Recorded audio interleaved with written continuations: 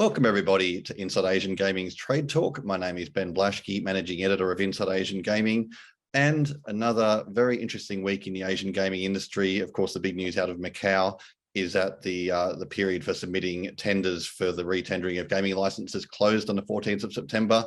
And it closed with what many would say was a surprise seventh bidder, a subsidiary of Genting Malaysia, submitting a bid on the 14th of September, joining the current 6 Macau concessionaires, which means there are 7 bidders currently in the running for a maximum of 6 concessions to be granted in the coming months. So plenty happening there.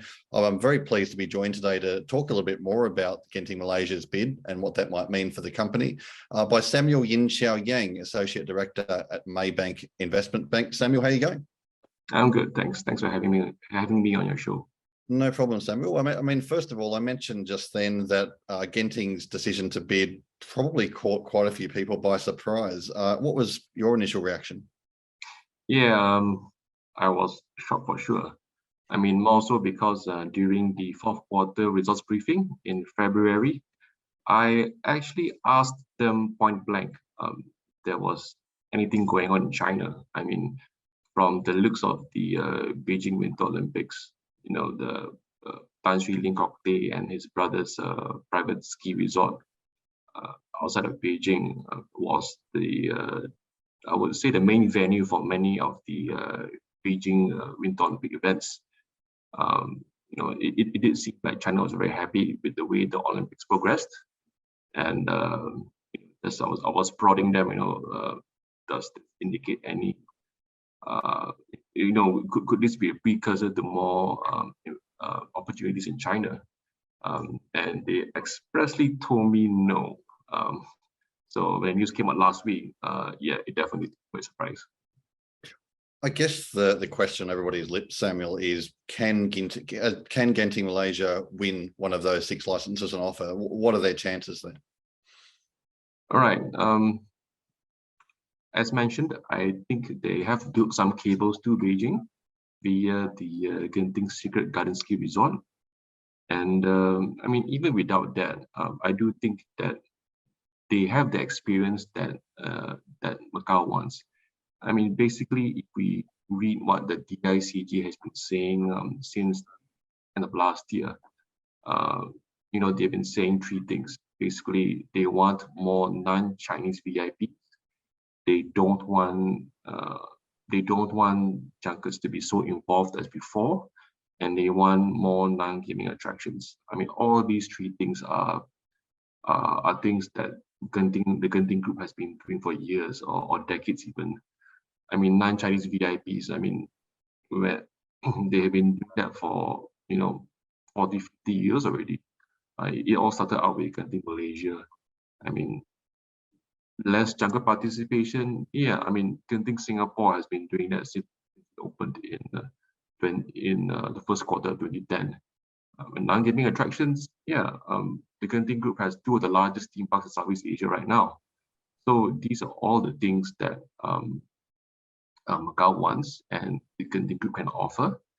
And I would say that, you know, I don't want to sound like I'm a cheerleader for the Genting Group, but I think Genting's previous adversaries during rounds have all found out that, you know, they underestimate the Genting Group at their own peril. In 2006, when Genting Singapore was bidding for the Sentosa IR bid, they were the underdogs. I mean, I remember the pundits were saying that, you know, you like to go to a local Singaporean firm, and in 2010, Genting Malaysia bid for the slot machine license. Again, they were the underdogs, but they won. And even as soon as last year, I mean, before politics killed the Yokohama IR bid, they, you know, in the 1 or 2 years before that, again they were underdogs. But by the time, you know, we were going to the finishing line, Yokohama, before the politics killed that bid, they were seen to be the front runner. So again, to the competitors, yeah, underestimate them at their own peril. I guess for many years, Macau has been, the hub of Asian gaming. It's been the biggest gaming market by far until the past few years, and to the point where, heading into the end of this retender bidding period, nobody really expected anyone other than the 6 concessionaires to bid. So what do you think prompted Genting to actually, take the plunge and submit a bid for Macau? Right. What they've always told us is that they're in for the long game. So they always look at things, not over the next 5 years, but over the next 10, 20 years. At the company level, they basically have been ruling the day since they lost, the initial bid way back in 2002. And, all these years, they still keep in touch. They still know what's happening on the ground in Macau. I remember many years ago when there was a relaxation in IVS policy. I happened to know about it because I was covering the Macau names at the time. And on the same day, all the senior management in Genting Malaysia knew about it. And even before COVID, they occasionally had offsite meetings in Macau. So they have been looking at Macau with you could say, a last eye ever since they lost the initial bid in 2002. So, so they do see, so they look at Macau's potential not just based on today's trading conditions. They look at Macau, with the 5-10 year, and I guess you could say that China's zero COVID policy has to be lifted one day. So I'm guessing they're taking the position that it will be, and at that point in time, Macau should be a lot better than what it is today. On the operational side, they're always looking to build their customer database. So being in Macau does help. I gather several years ago for Genting Singapore, they had some issues with bad debts, but Marina Bay Sands didn't. And my guess is that Marina Bay Sands didn't because their database, especially for VIPs from China, was better than theirs, better than Genting Singapore's. So they could vet VIPs better than Genting Singapore. So I think if the Genting group has a presence in Macau, operationally it should be better for them group-wide, so that they can avoid that bad debts situation they experienced several years ago. And they can offer a lot. Again, they can offer to diversify Macau's customer base. Not just about let's say bringing Chinese gamblers from Macau to Southeast Asia. They can do the opposite. So they can bring VIPs from Singapore, Malaysia, Indonesia to Macau as well. So I think that's a value proposition that they are giving to the DICJ. Sure. Before we look at what might happen if Genting does win one of these 6 licenses, I want to have a quick look at what happens if they don't. Is there any way you see Genting having a Macau presence in a gaming sense by not directly winning a concession, I should say? I'm not sure about this one. Before last year, I would say that they could have via the satellite casino model. The tenant pays 4% of VIP revenue, mass revenue to the landlord. But I think at this point in time, the CJ is not in favor of that. So I don't see how they can go again a backdoor entry to Macau if they don't win this concession. I think one of the going theories is that perhaps Genting, with its significant resources, could bail out one of the current concessionaires if the current situation goes on for longer than is expected. Do you see them partnering up with an SJM or whoever it might be one day? I'm not sure. To be honest, that's speculation. That speculation is beyond my pay grade. I've heard the rumors. In one particular American concessionaire that I won't name, but was recently reported to be approaching Genting Berhad for its stake in Genting Singapore. I've heard the rumors, but at this point in time, I can't say I know a lot more than that. Sure. Well, let's talk about the presence that Genting does have as a group in Macau. I mean, you mentioned in a note last week that, you know, a particular development on the Macau Peninsula that's part owned by Genting Hong Kong could potentially become home of Genting Malaysia's casino operations if it was successful in its bid. Given the Genting Hong Kong link, but also taking into account Genting Hong Kong's issues, it's in liquidation. It's already sold off half of its original 75% stake in that development. So how would you see this working with that development if that's the way Genting Malaysia went? Right. I mean, really, we have to be. I mean, we are aware that, you know, the new concession regime starts on the 1st of January. So, I mean, there is the I would say the thermonuclear option, meaning that, you know, if Genting does displace one of the concessionaires, they can take over the gaming floor, but not the non-gaming floor, meaning the hotels, restaurants, you know, mic centers and whatnot. But how that, I mean, how will a relationship develop from it? I mean, the non-gaming amenities are almost certain to be loss-making. So, how that relationship works, I don't know. I don't see how an ex-concessionaire can work with a new concessionaire, given the layout post 1st January 2023. So, I mean, it's we have to go back to the we have to go back to a friendlier party, I would say. Resorts World Macau, which is about 40% owned by 40% owned by Genting Hong Kong, which is now in liquidation. The fact that Resorts World Macau, its construction was proceeding despite it going to liquidation says a lot. I mean, of course, it makes sense that sell a completed building rather than one which is left hanging halfway. So what I envisage will happen is that basically there will be a rental agreement, you know, between Genting, if it does win with Genting Hong Kong. I mean, the thing also is that the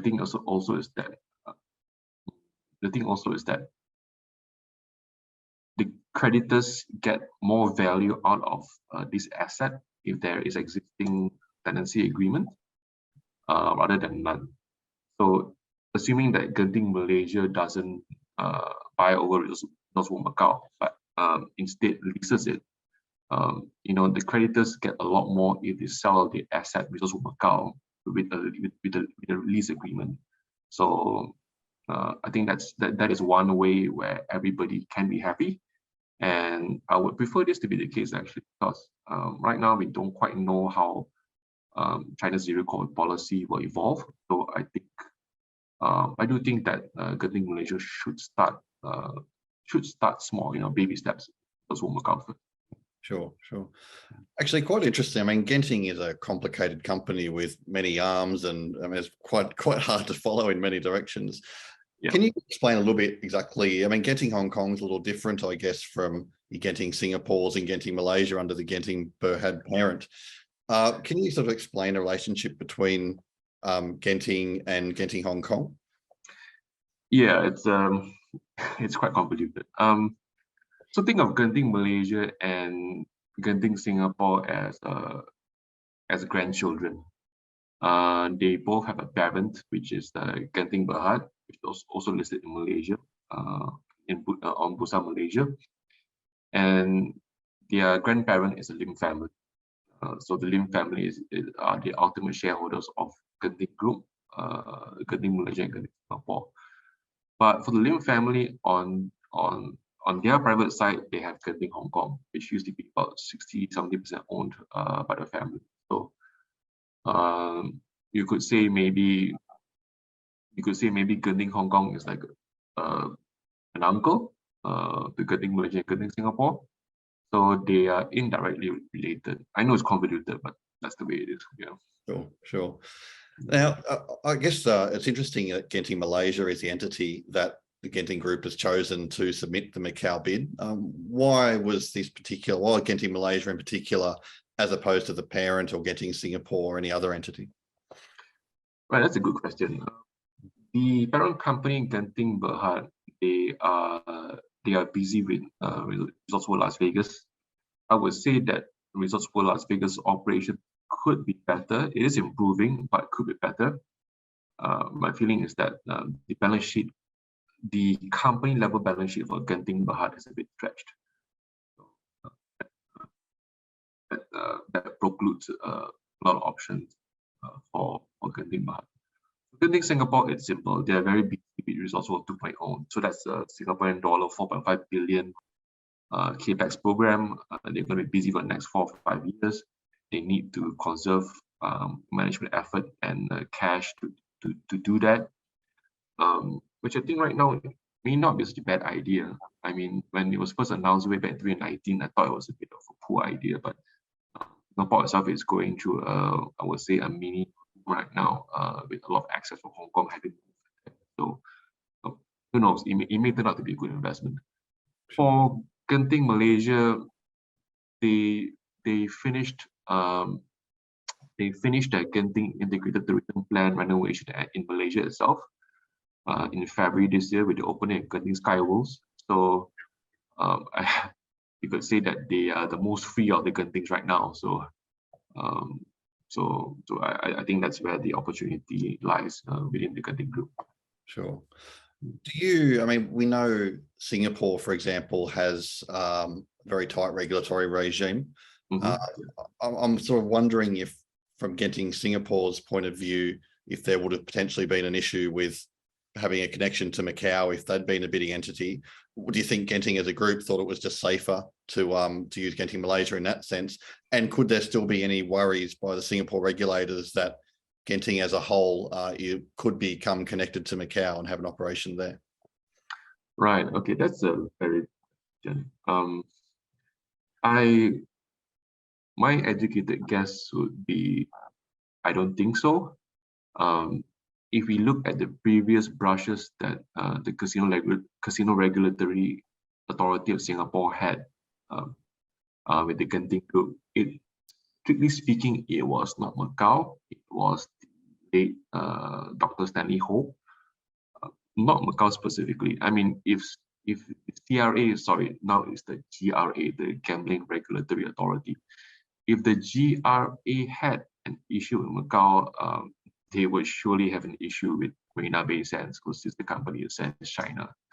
But not really. I mean, and if it helps, I mean, Macau is a lot cleaner now compared to what it was pre-COVID. With the junkets being, I wouldn't say phased out, but I would say brought low. So I don't see any issue with Singapore's GRA. Sure.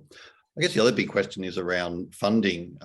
You mentioned before that perhaps Genting Malaysia might start more by coming to some sort of rental agreement, but if it came to investing more substantially in development, where is Genting Malaysia at the moment financially, given that obviously it runs Resorts World Genting, which is obviously recovering from COVID, also has its owns Resorts World New York City, has a 49% stake in Resorts World Catskills through Empire Resorts. So all of these things cost money. Of course, there's a bid going on for a full license in New York as well. So where is Genting Malaysia, currently placed financially? They're doing well. I mean, they released the second quarter results about 3 weeks ago, and it took me by surprise. Now, what I meant by that is that in Malaysia, which used to contribute 80% of their earnings, their visitor arrivals actually hit 90% of pre-COVID levels.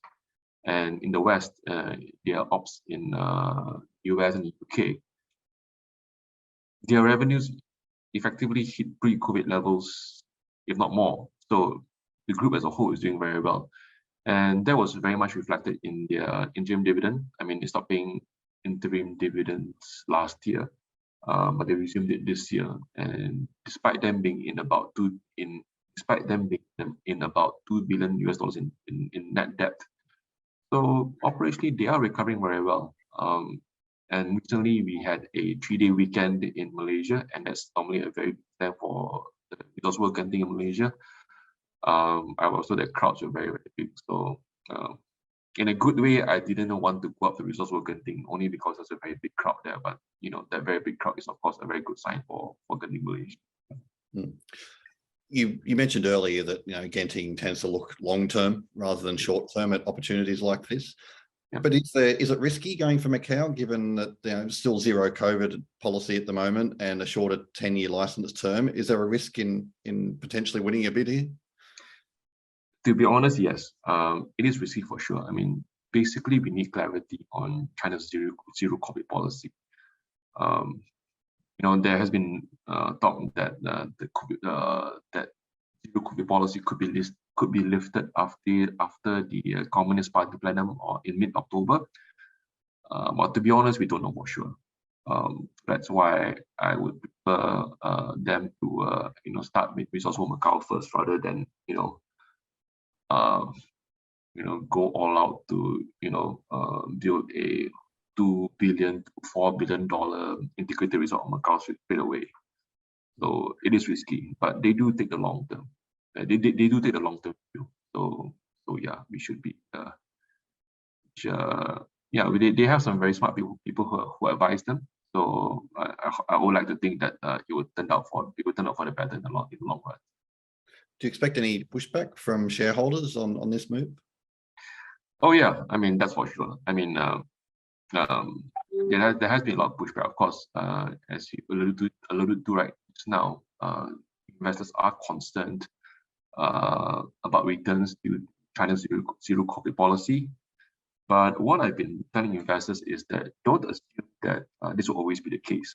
I mean, if we go back to 2002, the initial concession bidding process, at that time, Macau was not what was pre-COVID. I mean, individuals from China could only visit Macau as part of a tour group. There was no IVS back then. And worse still, I mean, SARS hit Macau and Hong Kong really bad in 2003. But then the individual visit scheme took off as compensation for Macau. And the people say the rest is history. Macau went on to be the largest gaming in the world before COVID. And the very same thing could happen again. I mean, so what I've been telling investors is that yes, the situation looks dire right now, but it's not unlike 2002 and 2003. Literally at a stroke of a pen, and it can turn things around. From past to so yeah. I mean, what I've been telling them is that the only way from here is basically up. So yeah, things may not, and I don't think will stay down forever in Macau. So last question, Samuel, if Genting do win, what would you expect from a Genting integrated resort in Macau? How would they potentially differ from the current 6? Right, okay. Well, they haven't spoken to me about this, but my guess is that there will be a theme park. And that's their specialty in terms of non-gaming attractions. So there should be a theme park. Of course, they will need a bit of land for that. But 25 acres for the theme park should be okay. I expect the offering to be a bit more upper middle class, I would say. I don't think a VIP positioning like Macau Wind Palace will do these days. I mean, the DICE has made it abundantly clear that that shouldn't be the way going forward. I would probably say it will be a grind and premium mass kind of offering. And we should expect, a slight tilt towards Southeast Asian players. The tilt could still be targeted towards, could still be, I would say, ethnic Chinese centric, meaning ethnic Chinese Southeast Asian, like myself from Malaysia, Singapore, Thailand, Indonesia, and whatnot. But still unique enough, to be understandable to the mainland Chinese, crowds, which is, all these 3 things are, I think is exactly what Macau wants. So, which is why they didn't think we'll give them the concession. Sure. Well, it's certainly going to be very interesting watching what happens and how this develops over the next few months. And certainly if Genting is successful, then, we'll have plenty more to talk about, I'm sure, over the coming months and years. So thanks for joining us, Samuel. Thanks, Ben. Thank you. And thanks everybody for watching IAG's Trade Talk. See you next time.